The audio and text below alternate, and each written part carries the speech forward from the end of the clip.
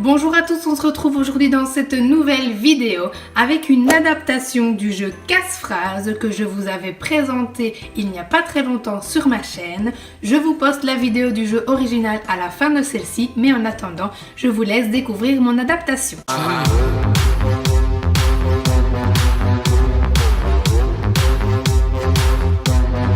Avec cette adaptation, j'ai souhaité permettre aux enfants un peu plus âgés d'utiliser ce superbe matériel car j'adore les illustrations et je trouvais le principe assez chouette. Vous aurez besoin évidemment du jeu complet, de 2 sachets et d'une tapette aimantée avec quelques jetons. Si vous achetez le jeu, vous verrez qu'il y a aussi des pièces de puzzle qui sont vierges, mais je vais moi les utiliser dans cette adaptation, donc surtout ne les jetez pas. Par cette adaptation, je souhaitais également ajouter ce petit challenge, donc à la fin il y aura un gagnant et un perdant qu'il n'y a pas finalement dans le jeu de base puisque c'est vraiment un outil pour les tout petits. Une fois que l'enfant a choisi donc sa planche, nous allons maintenant trier les pièces dans les sachets.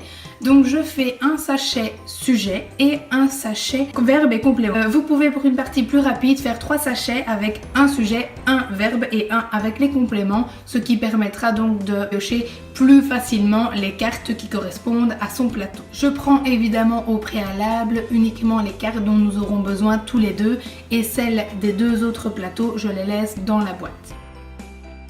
J'y intègre ensuite les pièces de puzzle vierges, donc ces deux-ci représenteront des sujets et ces deux-là des verbes. Donc ça je le sais simplement puisque je vois bien que dans les puzzles, ça ne rentre qu'à la place des sujets et qu'à la place des verbes. Vous les utiliserez donc comme joker tout au long de la partie et l'enfant devra dire quel verbe ou bien quel sujet elle remplace.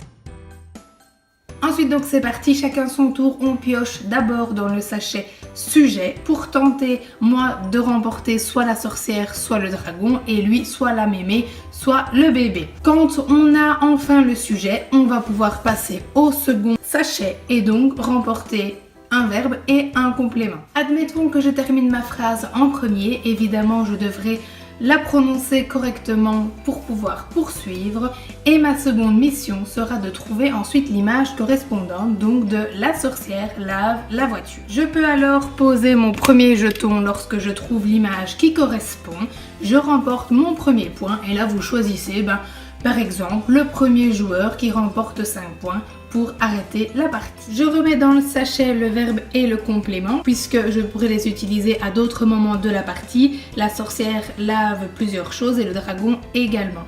Ensuite, j'ajoute une règle pour certains, c'est que soit on choisit de garder encore la sorcière pour ce tour-ci et donc essayer de gagner plus rapidement une phrase en trouvant une autre action qu'elle pourrait réaliser. Dans ce cas, le joueur adverse pourra piocher 2 fois.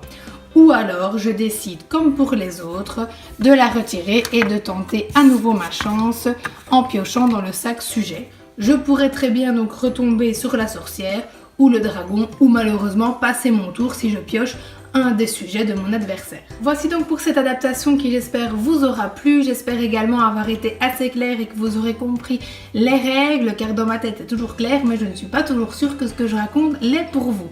Bref, voici donc pour cette nouvelle vidéo qui j'espère vraiment vous aura plu et je vous dis à très vite pour une nouvelle présentation de jeu.